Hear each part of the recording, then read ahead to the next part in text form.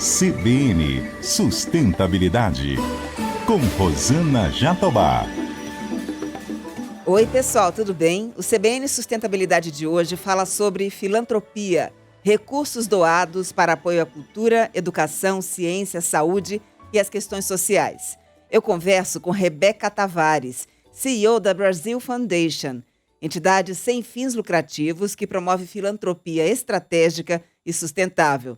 Rebeca, que prazer te receber aqui no CBN Sustentabilidade. Tudo bem com você? Tudo ótimo. Obrigada, Rosana. É um prazer estar com você. Prazer é o nosso. Rebeca, eu quero começar a nossa conversa repercutindo uma pesquisa da Harvard Kennedy School sobre o perfil da filantropia no mundo. Mais de 90% das instituições filantrópicas do planeta são fundações independentes ou familiares. Já no Brasil, essa realidade é diferente. Por aqui, 64% das fundações são ligadas a corporações, ou seja, são as empresas aqui no Brasil que abraçam essa causa. Por que a filantropia não mobiliza as famílias abastadas do Brasil? Rosana, eu acho que é um processo. Realmente, a cultura de filantropia é relativamente recente no Brasil. Já tem algumas décadas, mas mesmo assim está demorando está um pouco atrás de outros países. Então, de fato, o setor privado está na liderança da filantropia. Eu tenho trabalhado no Brasil desde 1988, sempre promovendo a filantropia, primeiro na Fundação Ford, depois na ONU, agora com a Brazil Foundation, e sempre trabalhando com o setor privado, que desde aquela época teve muitos programas de apoio social nas comunidades onde eles estão operando, estão querendo contribuir para as comunidades onde os funcionários, os colaboradores estão morando, e se expandiu para fazer parte da filantropia internacional, através de colaboração com a ONU e outras entidades internacionais de filantropia. Eu acredito que esses líderes executivos dessas empresas transnacionais, especialmente os transnacionais, eles estão aprendendo como funciona essa cultura de filantropia e estão divulgando essa cultura, essa prática, através de suas próprias fundações familiares ou family office. Então, estamos observando um número maior de pessoas no setor privado, não somente nos altos cargos, mas também colaboradores em todos os níveis, que estão começando a realizar suas doações, suas contribuições, identificar as entidades que eles querem apoiar. E nós, Brazil Foundation, estamos aqui para apoiar essa filantropia em todos os níveis da sociedade, desde o CEO e a empresa até a pessoa da classe média que quer contribuir de alguma forma.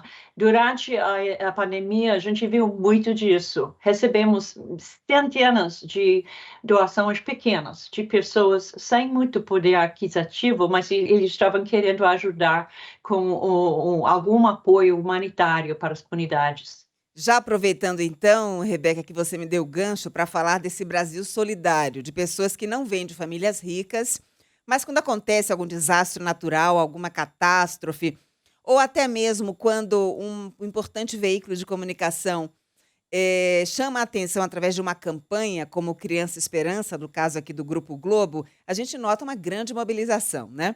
Qual é o perfil dessas pessoas no Brasil que hoje fazem essa corrente do bem e doam recursos e doam o seu tempo? Bom, eu acredito que a grande maioria da população brasileira é uma população com bastante sensibilidade para as questões sociais e estão procurando igualdade, né, na sociedade e, especialmente, estão muito sensibilizados pelo próximo.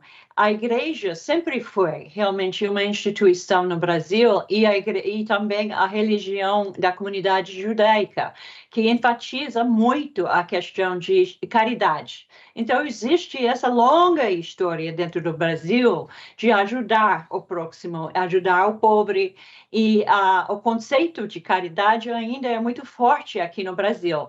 Mas, quando se trata de filantropia, estamos falando um pouco além do conceito de caridade, porque a gente quer empoderar as pessoas, as comunidades, para poderem realizar seus próprios projetos, instalar mais sustentabilidade, né, que é o seu tema, dentro de suas próprias comunidades, com as medidas econômicas e sociais para garantir uma vida mais saudável e com direitos humanos.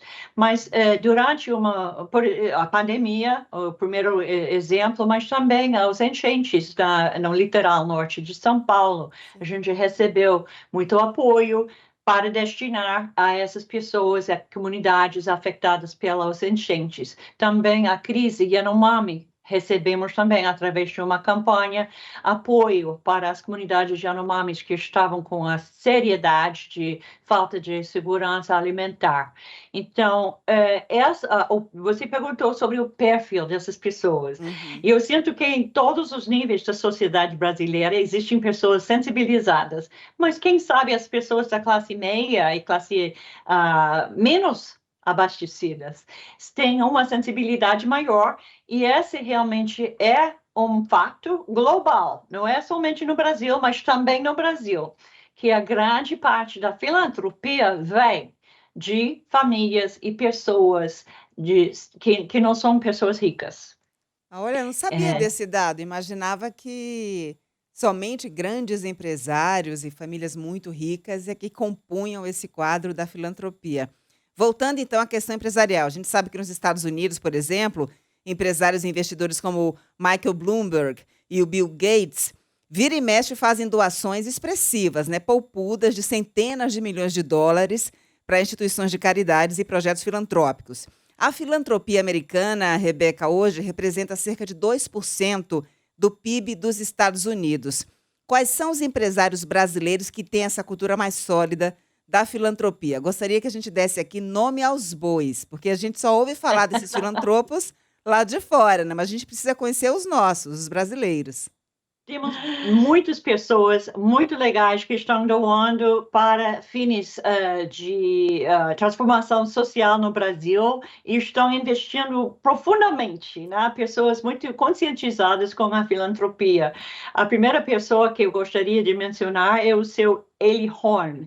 O seu Eli Horn é o primeiro senhor que assinou o Giving Pledge, que foi o pledge que Bill Gates e Warren Buffett estabeleceram para as pessoas que são bilionários se comprometerem para doar a maioria de sua riqueza durante a sua vida. A segunda pessoa no Brasil que assinou o Giving Pledge é David Vélez. E ele estabeleceu uma fundação, o Vélez Reis Foundation, que está atuando em toda a América Latina. Temos também o Klabin, Safra, Setúbal, todos eles estabeleceram fundações importantes no Brasil que estão investindo em todas as áreas sociais, mas com um grande investimento em educação. Jorge Paulo Lemann é mais um que investiu através da Fundação Lemann Foundation em educação e em formação de líderes sociais e potenciais líderes no setor público. Então, esse é um investimento muito importante. E mais pessoas que trabalham diretamente com a Brasil Foundation, a Gisele Bündchen, que estabeleceu o Fundo Luz Alliance com a gente, e estamos ativamente financiando projetos na área de meio ambiente e sustentabilidade através dos fundos que a Gisele arrecadou e também doou para a Brasil Foundation. Trabalhamos também com o Vinícius Júnior e, mais recentemente, também com Daniel Boccaro, de Minas Gerais. Todos eles são grandes investidores. Nós chamamos investidores, né, em filantropia estratégica, porque é um investimento no progresso da sociedade brasileira. É um investimento de verdade. É uma experiência que eu tive recentemente lá na Amazônia, visitando comunidades ribeirinhas e comunidades indígenas. E uma das integrantes dessa expedição representava a Fundação Arapiú, do Guilherme Leal. E ela estava ali buscando oportunidades exatamente para fazer esse investimento, mas também para convencer outros empresários a fazer parte dessa rede de filantropia. Então, não é apenas a pessoa que está ali doando o seu tempo, o seu recurso, mas existe esse movimento que me parece que é mundial, no sentido de aglutinar outros players, não é isso? Semana passada, conversei com o presidente do conselho de uma grande transnacional europeia, e ele me avisou que eles estão querendo formar um grupo de grandes empresários, CEOs, né, que fazem um compromisso em conjunto para doar, né, para investir nas mudanças, a transformação social no Brasil. No caso desse conselho, essa empresa, eles estão investindo na sustentabilidade das famílias, de pessoas que estão egressos do sistema prisional. Então, programas de habilitação para a força de trabalho, em princípio. Então, é um compromisso com as pessoas que são as mais discriminadas na sociedade brasileira. Que maravilha.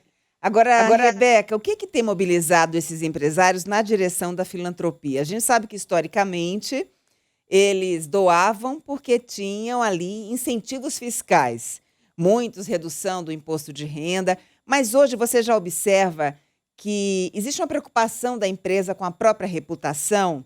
A gente sabe que empresas que têm uma visão mais humanista conseguem desfrutar de uma melhor reputação entre os consumidores e também entre os investidores. Exatamente. É muito interessante que agora uma marca, qualquer marca no mundo, também precisa atuar na área de ESG, que em inglês é Environmental, Social e Governança. E qualquer empresa que não está atuando nessa área, que é filantropia estratégica, não está entre os maiores e melhores empresas. E a estimação do público geral e o consumidor é justamente influenciada pela atuação na área filantrópica. Essa cada vez é mais importante. Não se trata agora, neste momento, de empresas, mas é importante para as empresas, para o setor privado, mas eu queria dar um exemplo que eu estava olhando para os candidatos do conselho de Harvard University. Então, todos os candidatos que têm os maiores e melhores currículos do mundo, essas pessoas se candidatando, a primeira coisa que eles falam na biografia como candidato é seu trabalho social. Fulano está comprometido com racismo e sexismo na força de trabalho. A fulana está comprometida com o meio ambiente e sustentabilidade. Essa é a primeira coisa que cada candidato para o Conselho de Harvard coloca. Então, esse para mim foi uma evidência, realmente me impressionou muito que esse é um fato tão importante para qualquer empresário ou empresária quanto a experiência profissional dessa pessoa. Então, as companhias são todas, nesta situação, estão comprovando seu compromisso com a sociedade. E essa marca, por exemplo, a Natura, né, faz parte da identidade da empresa. Uhum. Então, você está me dizendo que uma empresa filantropa tem mais condições de atrair e reter um talento, sobretudo esses talentos da próxima geração, aí da geração Z, que é muito mais consciente em relação à agenda ESG.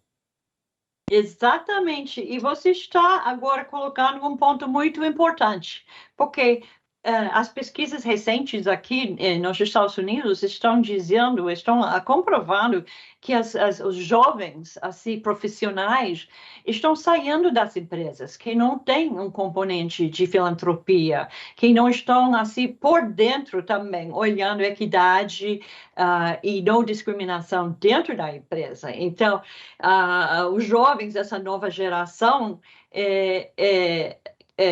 aprecia a parte social muito mais do que a gente quando a gente estava entrando na força de trabalho. Que bom, né, Rebeca, que a gente está vendo que por meio de um mecanismo empresarial a gente pode, de alguma forma, também construir uma sociedade mais justa, mais igualitária por meio da filantropia.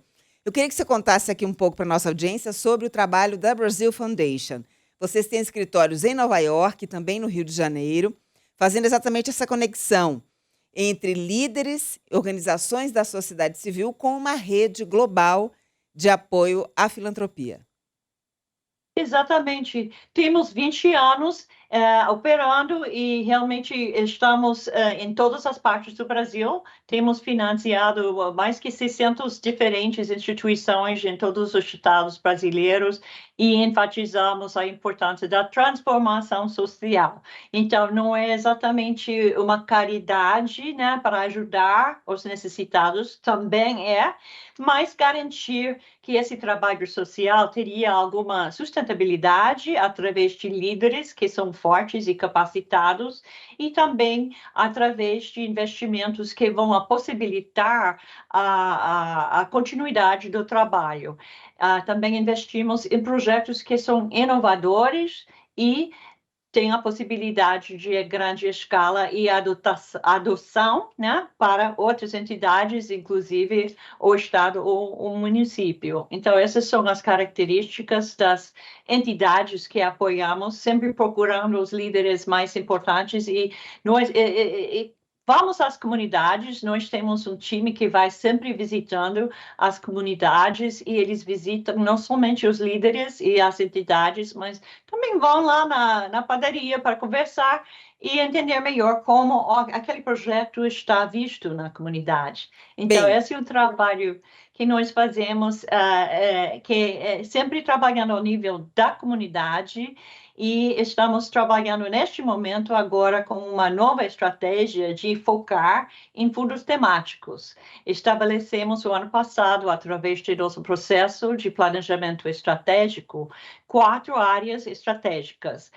Empreendedorismo negro, já sabendo que a discriminação estrutural na sociedade brasileira realmente tem limitado o acesso a empreendedorismo para a comunidade negra, acesso a capital de trabalho e aos mercados, e também falta de acesso às cadeias de insumos e fornecedores. Então, esse é um fundo temático para aprofundar nosso trabalho com essa população.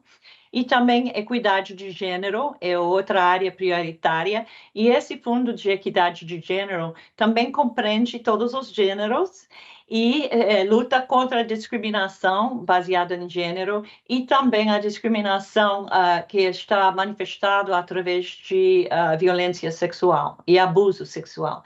Então, esses são e acesso à saúde reprodutiva. Então, essas são os vertentes da área de equidade de gênero.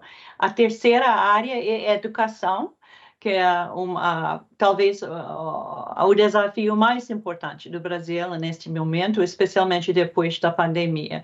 E nosso programa em educação vai focar na primeira infância até 12 anos de idade. Estamos procurando parceiros que estão engajados em educação emancipatória.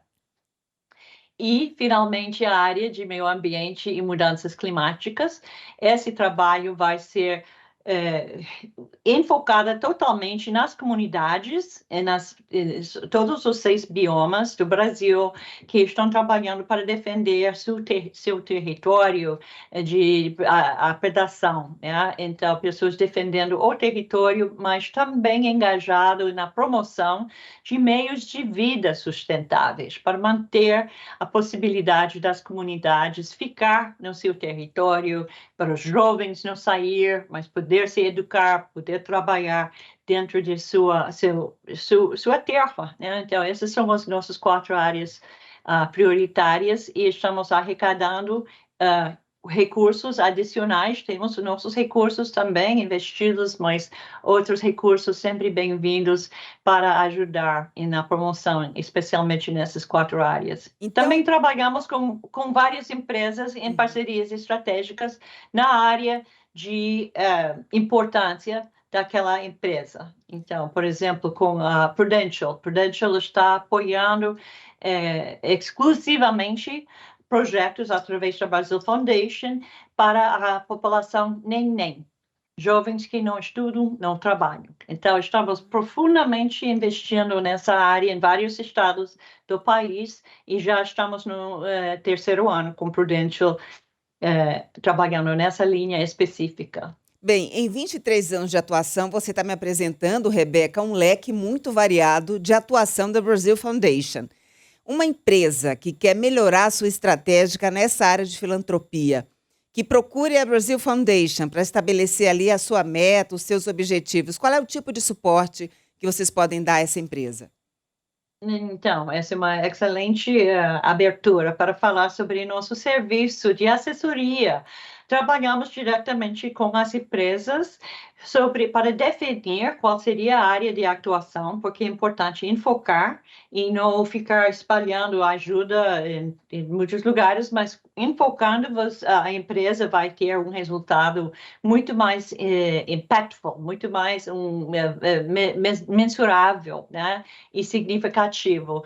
Então, a gente trabalha com a imprensa para definir quais são as áreas de prioridade, assim, ou territorial, ou temáticas, né? Temos uma empresa de café que quer apoiar pequenos agricultores na zona de café. Temos outros que querem apoiar uma área temática, como mortalidade materna. Então, uma vez definida, nós temos a possibilidade de pesquisar quais são os projetos excelentes que ou já conhecemos ou podemos descobrir que estão trabalhando nessa área e ajudamos fazendo todo o processo de due diligence e monitoramento, capacitação das entidades escolhidas para apoio. E muitas vezes a própria empresa quer se envolver, quer visitar os projetos, quer se envolver na seleção de projetos e podemos também viabilizar e apoiar essas atividades. Esse nós chamamos nossas parcerias estratégicas, quando trabalhamos diretamente com uma empresa para realizar sua filantropia estratégica. Bem, a Covid-19 deixou um grande aprendizado, escancarou a questão da desigualdade social aqui no Brasil. Você tem notado um interesse maior por parte das empresas em incrementar a sua área de filantropia? Interessante, porque, de fato, o COVID aumentou, infelizmente, né? Mas aumentou a participação em filantropia em toda a sociedade brasileira. Então, a consciência, né, da importância de contribuir para o bem-estar dos outros aumentou. Mas, infelizmente, depois da pandemia recuar, o número de contribuições também baixou. Estamos observando que quando se trata de uma campanha para realmente um desastre, uma crise humanitária, ainda temos essa vontade de ajudar, mas para investir em filantropia estratégica, que é para tratar as questões mais estruturais e empoderar as comunidades para advocacia, para os seus direitos, para investimento local. Não estamos vendo as mesmas empresas investindo nessa filantropia que é a mais estratégica. Uhum. Bem, agora para finalizar, eu gostaria de que a gente deixasse aqui uma mensagem, não só para os empresários, mas para as pessoas físicas, né, as pessoas comuns. Por que é bom ser um filantropo? Eu posso confirmar que as pessoas que doam Uhum. sempre relatam como eles se sentem bem. Para o seu próprio bem-estar, você vai sentir muito melhor sabendo que está ajudando o próximo. E talvez até mais importante para vocês que estão participando no show, estão ouvindo, os seus filhos vão aprender com vocês. E quando os seus filhos participam na filantropia ou como voluntariando em uma atividade local, em um creche, um abrigo, a distribuição de cestas básicas, a experiência direta de filantropia, de ajuda ao próximo, esse é muito importante para as crianças. Mas as crianças também têm a capacidade de compreender e acompanhar a generosidade dos pais e da família quando estão pensando de uma outra forma de doação que é mais estrutural, para ajudar, por exemplo, uma escola de formação de bailarinos, né? Ou milhares de tipos de atividades que são importantes para o desenvolvimento socioeconômico das comunidades mais carentes. Então, criar essa cultura dentro da família de filantropia é muito importante para criar filhos que são generosos, que tenham empatia com os outros e entendem a desigualdade estrutural da sociedade brasileira, entendem também seus próprios privilégios e se dedicam a transformar a sociedade através da cultura de doação. A gente fala, né, Rebeca, sempre aqui no programa, da preocupação em deixar um planeta melhor para os nossos filhos. Mas no nosso caso hoje, vamos nos preocupar em deixar filhos melhores para o nosso planeta. Verdade. Né? É verdade. Olha, eu quero te agradecer muito a presença aqui no CBN Sustentabilidade. O papo foi tão gostoso que voou nosso tempo. Mas eu já te deixo o convite para uma próxima oportunidade. Adoraria, Rosana. Foi um grande prazer falar com você. Muito obrigada. Eu conversei com a Rebeca Tavares, CEO da Brazil Foundation. Além de ter acesso a conteúdo pelo YouTube, você também encontra essa entrevista no site, no aplicativo da CBN ou na sua plataforma preferida. Colaboraram comigo aqui no CBN Sustentabilidade, minha linda produtora Yasmin Caetano. Nos trabalhos técnicos, Débora Gonçalves. A Débora, gente, estava afastada do programa por 6 meses, hoje está de volta. Dupla emoção, uma alegria. Bem-vinda, Dé. E na edição, Rafael Furuja. Um beijo para você e até semana que vem.